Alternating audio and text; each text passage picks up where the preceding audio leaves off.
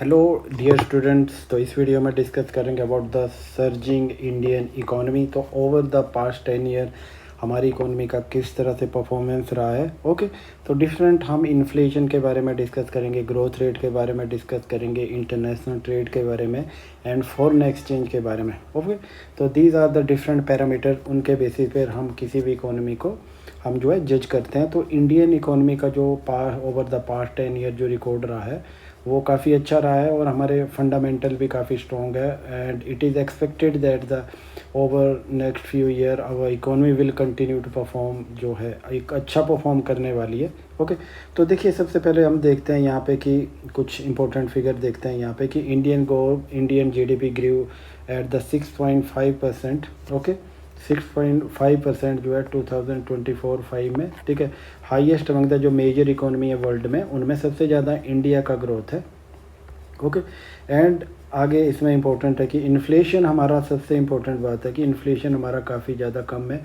यहाँ पे किसी मई मंथ के लिए हमारा 2.82% रहा है, जो लोएस्ट है कब, हमारा फरवरी 2019 से, ठीक है। तो ऑलमोस्ट ये 6 साल बाद हमारा इतना इन्फ्लेशन कम हुआ है। एंड नेक्स्ट इज़ हमारा एक्सपोर्ट जो है, हमारा टोटल एक्सपोर्ट जो है वो 824 बिलियन डॉलर हमारा पहुंच गया है, जो 24-25 में थे, ठीक है। तो ये भी काफ़ी ज़्यादा हमारा इंक्रीज़ हुआ है। तो इनको हम अब आगे डिटेल में डिस्कस करेंगे कि इंडिया का ग्रोथ किस तरह से है, ओवर नेक्स्ट ईयर हमारा क्या प्रोजेक्शन है। ओके, तो देखिए प्रोजेक्शन फॉर 2025 के लिए हम देखेंगे। तो यहाँ पे देखिए सबसे पहले देखिए कि इंडिया का प्रोजेक्शन है वो 6.3% है। वहीं पे हम कंपेयर करें चाइना से, तो चाइना का 4.6% है, यूएस का 1.6% है एंड वर्ल्ड जो है वो 2.4% के रेट से ग्रो करेगा। तो यहाँ पे देखिए, यहाँ पे जितनी भी ये बड़ी जो मेजर इकोनॉमीज़ हैं उन पे आप देखो तो इंडिया काफ़ी अच्छा परफॉर्म कर रहा है, ठीक है। तो इंडिया जो है अभी जो है 4th लार्जेस्ट इकोनॉमी भी बन गया है। तो पर यहाँ पे आपको चीज़ देखनी है कि इंडिया का ग्रोथ तो हाई है, पर इंडिया का जो जीडीपी का साइज है वो काफ़ी कम है। तो यहाँ पे देखोगे तो हमारा जो है अराउंड जो है 4.4 जो है ट्रिलियन डॉलर है हमारी इकोनॉमी का साइज। वहीं पे आप चाइना का देखो तो चाइना का तो है 19.5 ट्रिलियन डॉलर। ओके, ऑलमोस्ट आप यहाँ पे देखोगे तो ये 4 टाइम से भी ज़्यादा, 5 टाइम जो है हमारा चाइना का जो है, ऑलमोस्ट 5 टाइम या 5 टाइम बोल सकते हैं आप, उतना ये हमारा जो है ये जीडीपी जो है चाइना का ज़्यादा इंडियन जीडीपी से। ओके, और आगे आप देखोगे यूएस का जो ग्रोथ रेट 1.6% है, पर वहीं पे आप यूएस का देखोगे अराउंड जो है 31 ट्रिलियन डॉलर वहाँ का इकोनॉमी का साइज है। तो यहाँ पे देखो कि 4 ट्रिलियन, दूसरा चाइना 20 के आसपास पहुँच रहा है, इंडिया 5 के आसपास है, देन जो अमेरिका 31 ट्रिलियन है। तो यहाँ पे देखो कि बहुत ही ज़्यादा गैप है, ऑलमोस्ट जो है 5 टाइम या आप 4 टाइम भी लो तो 4 टाइम जो ज़्यादा जो है जो चाइना का इकोनॉमी है। तो इस हिसाब से देखो तो 6.3% कुछ भी नहीं है। अगर हम 8% भी ले लेते हैं कि इंडिया का ग्रोथ 8% है, इंडिया का ग्रोथ अगर 8% है तो हम चाइना के लिए कन्वर्ट करें तो वो 2% में कम हो जाएगा, अगर हम चाइना का इकोनॉमी को 4 टाइम ज़्यादा कंसीडर करते हैं, ठीक है। तो जितना गुड्स एंड सर्विसेज का प्रोडक्शन इंडिया में एक ईयर में जो है एक्स्ट्रा होगा, ठीक है, तो उसको अगर हम चाइना में ऐड करेंगे तो चाइना की इकोनॉमी मुश्किल से 1.5% या 2% के रेट से भी नहीं ग्रो करेगी। तो यहाँ पे देखिए अगर इसी रेट से ग्रोथ चलता रहता है तो इंडिया और चाइना के बीच में जो गैप आ रहा है वो और ज़्यादा वाइड होता जाएगा, ठीक है। तो यहाँ पे हमें देखना है कि चाइना की ग्रोथ अगर 4% से भी कम 2-3% में चली जाती है और हमारी 8-10% ग्रोथ आती है, तो तब जाके ये जो गैप कम हो सकता है, ठीक है। तो ये गैप अदरवाइज़ ये कम नहीं होगा, ये गैप इंक्रीज़ होता जाएगा। जैसे मैं यहाँ पे एज्यूम करता हूँ कि हमारा ग्रोथ जो है 7% में एवरेज लेता हूँ, अगर ओवर द नेक्स्ट 10 ईयर चलता है तो हमारे जीडीपी को डबल होने में कम से कम, अगर रूल 70 यूज करते हैं तो 7 मतलब 10 ईयर लग जाएंगे, ठीक है। उसी तरह आप देखोगे तो चाइना का जो 10 ईयर में जो इकोनॉमी होगा, जो इसी रेट से ग्रो करता है, वो 30 ट्रिलियन चला जाएगा। अभी हमारे और चाइना के बीच में 15 ट्रिलियन का गैप है। अगर ये 30 ट्रिलियन हो जाता है कि ओवर नेक्स्ट 10 ईयर, तो वो तो हो भी जाएगा। तो यहाँ पे आप देखोगे कि तो ये गैप इंडिया और चाइना के बीच में 20 का हो जाएगा, जबकि अभी 15 ट्रिलियन का गैप आ रहा है।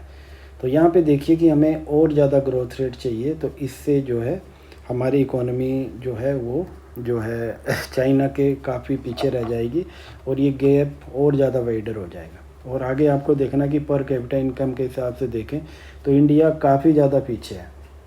ओके, तो हमारा पर कैपिटा इनकम में देखें तो हमारा 136 रैंक आ रहा है वर्ल्ड में।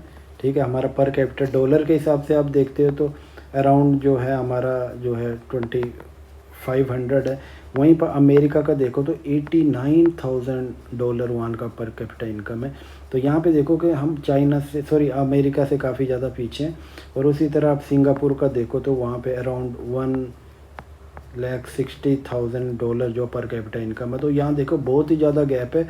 पर कैपिटा इनकम के हिसाब से देखो तो इंडिया जो है ये एक जो है आप देखोगे तो अफ्रीकन कंट्री से भी हमारा काफ़ी बुरा हालत यहाँ पे आपको दिखता है कि पर कैपिटा इनकम के हिसाब से हम बहुत ही ज़्यादा पीछे हैं। तो हमें इस चीज़ को भी कंसिडर करना पड़ेगा। फर्दर यहाँ पे इनकम इनक्वालिटीज़ इंक्रीज़ होती जा रही है, तो उसके कारण तो क्या है ये ग्रोथ रेट जो है हमारा जो है ये हमारी जो पर कैपिटा या हमारा इकोनॉमिक स्टैंडर्ड लोगों का इंक्रीज़ करना है तो उसके लिए सफिशेंट नहीं है। अगर हम 6-7% के साथ भी ग्रो कर रहे हैं तो भी हमारा और चाइना के जीडीपी में बहुत ज़्यादा गैप आ जाएगा और गैप ये इंक्रीज़ होता जाएगा। ओके, तो यहाँ पे देखिए चाइना का इकोनॉमी जो है वो 30 ट्रिलियन है। ठीक है, तो इसको देखो कि आप इंडिया से काफ़ी ज़्यादा है, ये आप कम से कम 6-7 टाइम्स ज़्यादा है। तो वहाँ का 1% जो है वो इंडिया मतलब 2% 1.6% आप देखो तो इंडिया के 6.3% से ज़्यादा है। आप एब्सोल्यूट टर्म में आप इन बात करते हैं। ओके, तो हमें इन चीज़ों को भी जो देखना पड़ेगा कि सिंपल हमें ग्रोथ के फिगर्स के बेसिस पे हमें डिसीज़न नहीं लेना है। तो हमें जो है अपनी जो जितनी भी हमारी जो वीकनेसेस है उनको हमें एक्सेप्ट करना पड़ेगा। ओके, तो ये तो प्रोजेक्शन था 2025 के लिए। और आगे हम देखते हैं कि हमारी economy over the past 10 year किस तरह से रही थी। तो देखिए हमारी इकोनॉमी का साइज 2014-15 में देखो तो ओके कितना था, 106 लाख करोड़ था। वही हमारा इंक्रीज़ होके आप देखोगे अभी जो है हमारा 2024-25 में 331 लाख करोड़ हो गए। ऑलमोस्ट जो है ट्रिपल, मतलब 3 गुना हमारी इकोनॉमी बढ़ी है ओवर द लास्ट 10 ईयर। मतलब 10 सालों में हमारी 3 गुना इकोनॉमी बढ़ी हुई है। तो काफ़ी ज़्यादा ये इंक्रीज़ हुआ है। तो ये 331 लाख हमारा क्या हो गया, ये ऑलमोस्ट ये $4.4 ट्रिलियन है। ओके, ये ट्रिलियन है। और आपको ये चीज़ भी ध्यान रखनी है कि अब अमेरिका की एक कंपनी है, उसे आप नवीडिया भी कह सकते हैं। तो इसका वैल्यूएशन कितना है, इसका 4.05 ट्रिलियन डॉलर है। ठीक है, तो यहाँ पे देखिए ये ऑलमोस्ट इंडिया के इक्वल ही है। जो इंडिया की इकोनॉमी का साइज है हमारा 4.4 ट्रिलियन डॉलर है, उतना तो जो है इसका वैल्यूएशन है किसका, नवीडिया जो अमेरिका की है। ओके, ये एक प्रोसेसर बनाने वाली कंपनी है।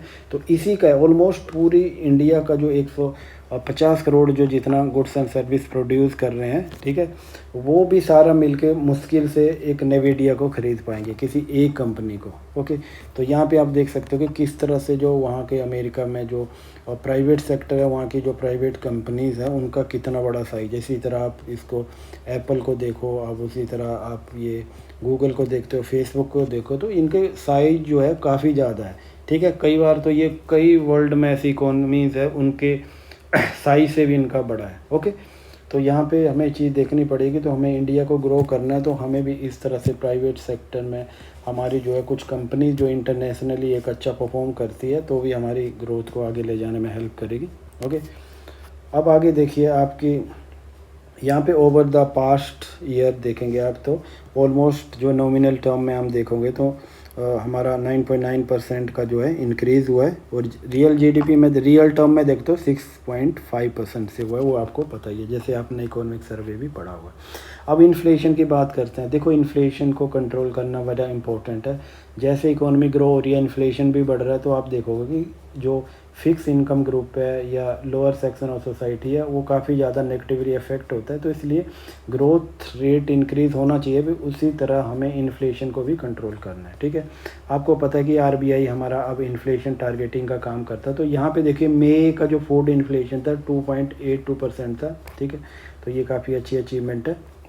देखो according to Reserve Bank of India financial stability report जो 2025 में रिलीज की थी। ठीक है, तो यहाँ पे जो है इन्फ्लेशन हमारा आउटलुक क्या है कि इन्फ्लेशन कम ही रहेगी। अभी जो है हमारा जो प्राइस जो है एक्सपेक्टेड टू स्टे स्टेबल रहेगा। ठीक है, क्योंकि हमारा जो है प्रोडक्शन जो काफ़ी अच्छा हुआ है, और जो इंटरनेशनली भी आप देखोगे कि डिमांड साइड काफ़ी कम है, तो इसके कारण भी जो है जो डिमांड पुल इन्फ्लेशन के भी कम कारण है। ठीक है, डिमांड पुल इन्फ्लेशन नहीं आ पाएगा, और ऑयल प्राइसेस भी ज़्यादा नहीं बढ़ पाएंगे क्योंकि इंटरनेशनली जो है डिमांड काफ़ी कम है। ठीक है, तो यहाँ पे इन्फ्लेशन देख लिया मैं। अब देखते हैं कंज्यूमर कॉन्फिडेंस क्या है। देखो कंज्यूमर कॉन्फिडेंस काफ़ी ज़्यादा इंपॉर्टेंट है। कोई भी प्राइवेट सेक्टर होता है वो इन्वेस्ट करेगा नहीं है, इस चीज़ पे डिपेंड करता है कि कंज्यूमर क्या सोचता है। अगर कंज्यूमर पॉजिटिवली सोचता है फ्यूचर के बारे में, वो पूरी तरह से ऑप्टिमिस्टिक है, तो उसका स्पेंडिंग जो टेंडेंसी है, margin propensity to consume increase होगी। ओके, जब वो स्पेंडिंग करेगा तो प्रॉफिट एक्सपेक्टेशन बढ़ेगी, प्रॉफिट एक्सपेक्टेशन बढ़ेगी तो प्राइवेट सेक्टर इन्वेस्टमेंट करेगा। तो इसका कैसे आपको पता लगता है? ये हमें पता लगता है कि लोगों का पार्टिसिपेशन स्टॉक मार्केट में क्या। आप देखो कि 2019 में स्टॉक मार्केट में जहाँ पे 4.9 करोड़ लोग जो है पार्टिसिपेट कर रहे थे, वहीं इंक्रीज़ होके अब जो है 13.2 करोड़ हो गए बाई एंड ऑफ 2024।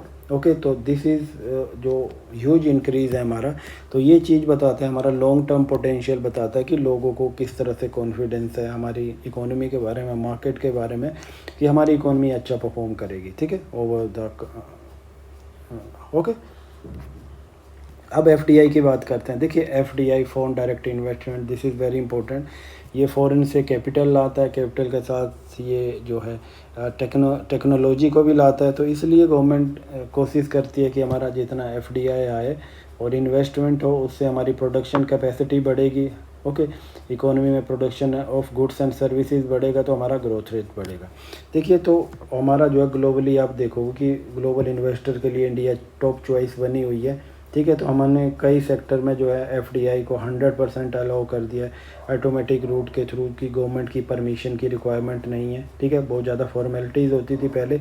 अब देखो कि आप एफडीआई 2000 जो है 24 और 5 में देखोगे तो यहाँ पे हमारा 81 बिलियन जो है हमारा अराउंड जो है इन्वेस्टमेंट हमें मिला हुआ है एफडीआई के फॉर्म में। तो यहाँ पे देखिए ये ऑलमोस्ट जो है 14% का इंक्रीज हुआ है। आप अगर 23-24 का डाटा देखो तो 14% का हुआ, तो इट मीन्स कि जो ग्लोबल इन्वेस्टर है उनको इंडियन इकोनॉमी में काफ़ी ज़्यादा कॉन्फिडेंस है। वो पॉजिटिवली सोचते हैं इंडियन इकोनॉमी के बारे में कि उनके प्रॉफिट जो है इंक्रीज़ होंगे। ओके, इसी तरह आप देखो कि आप 2001 से लेकर अभी 2024-25 तक आप देखते हो तो ऑलमोस्ट जो है $1 ट्रिलियन का हमने जो है एक्यूमुलेटेड जो फॉर्म में देखो तो एफडीआई हमने गेन किया, इंडिया में आया। मतलब ओवर द लास्ट 25 सालों में अराउंड $1 ट्रिलियन का इन्वेस्टमेंट एफडीआई के फॉर्म में इंडिया में आया हुआ है। ओके, तो ये काफ़ी ज़्यादा पॉजिटिव न्यूज़ है इंडिया के बारे में। ओके, तो एफडीआई सबसे ज़्यादा आप देखोगे तो सर्विस सेक्टर में हम सबसे ज़्यादा एफडीआई हमें मिलता है सर्विस सेक्टर में। अब और दूसरा एफडीआई जो है हमारे जो मेजर एरिया हैं जहाँ पे महाराष्ट्र हो गया, बेंगलोर हो गया, हमारा दिल्ली एनसीआर, तो इन एरिया में ज़्यादा फोकस करता है। ठीक है, आगे देखते हैं कि हम जो है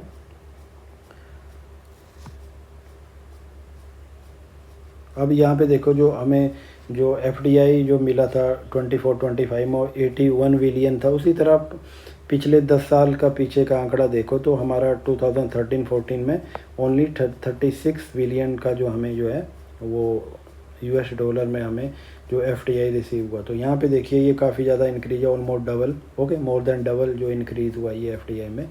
तो ये हमारी इकोनॉमी के फंडामेंटल को स्ट्रॉन्ग है, ये चीज़ हमें इंडिकेट करता है ये। ओके, तो आगे देखिए फॉरेन एक्सचेंज रिज़र्व काफ़ी ज़्यादा इंपॉर्टेंट होता है। आपको पता है कि फॉरेन एक्सचेंज रिज़र्व अलग अलग फॉर्मेट में होता है, फॉरेन करेंसीज़ में होता है, ठीक है। जो गोल्ड होता है हमारा वो भी होता है, और जो है SDR स्पेशल ड्राइंग राइट्स जो IMF के होते हैं वो भी इंक्लूड होता है। तो मोस्टली जो है हमारा US डॉलर में ही फॉरेन एक्सचेंज रिज़र्व होता है।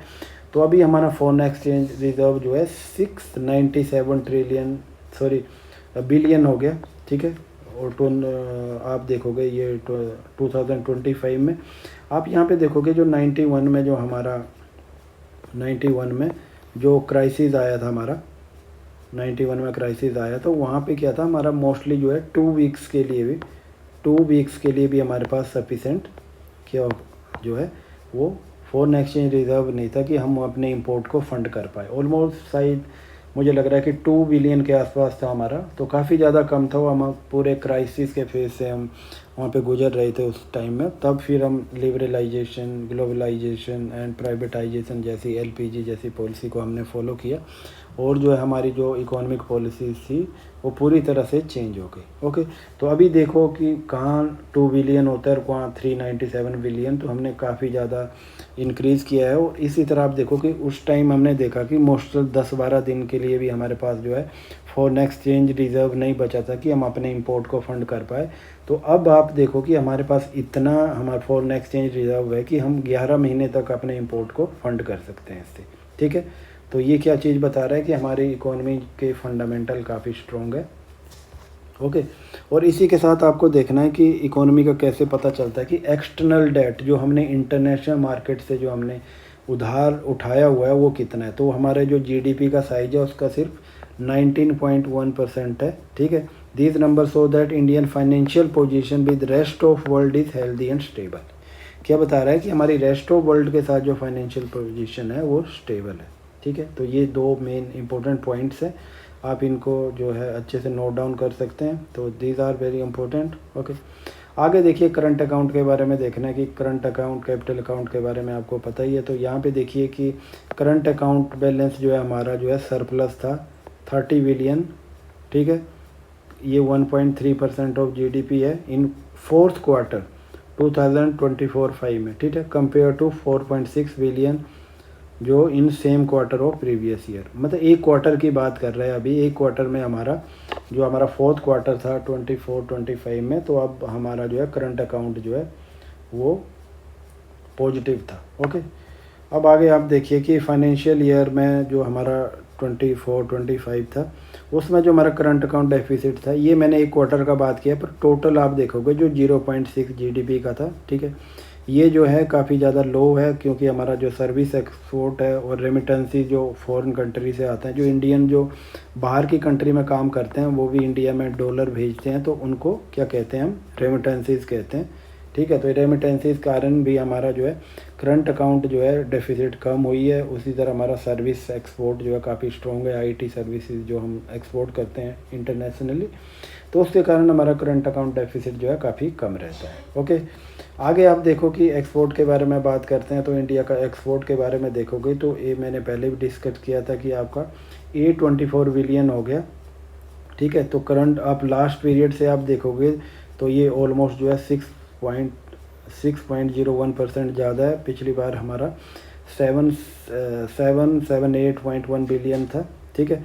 और इसी तरह आप देखोगे तो हमारा एक्सपोर्ट जो होता था वो 466 बिलियन था 13-14 में। तो ये देखिए ये काफ़ी ज़्यादा जो है हमारा इंक्रीज़ हुआ है। तो कहाँ पे ये 466 और 824, ठीक है।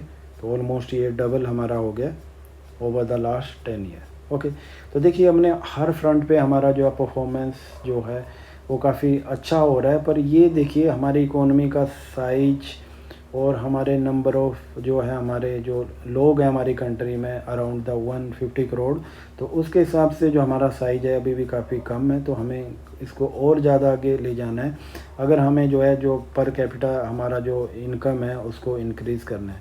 अभी देखो तो पर कैपिटा इनकम की कंपैरिजन करें तो इंडिया काफ़ी ज़्यादा पीछे लैग कर रहा है। तो हमें अभी जो है हमें पॉलिसीज़ ऐसी बनानी है जिससे इकोनॉमी और ज़्यादा ग्रो करे और जो है हमारी इनक्वालिटी कम हो। हाँ, सबसे इम्पोर्टेंट ये भी है कि हमारी इकोनॉमी ग्रो कर रही है पर इनक्वालिटी बढ़ रही है। इसका मतलब कि जो ग्रोथ हो रही है उसका बेनिफिट जो है सोसाइटी के एक लिमिटेड सेक्शन को मिल रहा है, ठीक है। तो अभी हमें करना है कि ये जो है इनक्वालिटी इंक्रीज़ ना हो, डिक्रीज़ हो। अभी एआई आ रहा है, तो दूसरी जो है डिजिटल रिवोल्यूशंस आ रहे हैं, तो उसके कारण इनक्वालिटी और ज़्यादा इंक्रीज़ हो रही है। तो गवर्नमेंट के सामने काफ़ी ज़्यादा चैलेंजेज है कि किस तरह से जो है हम इकोनॉमी ग्रोथ को जो है पूरी तरह से डेमोक्रेटाइज करते हैं, ताकि हमारा जो लोअर सेक्शन ऑफ सोसाइटी है उसको भी हमारी ग्रोथ का बेनिफिट्स मिले। Okay, thanks for watching.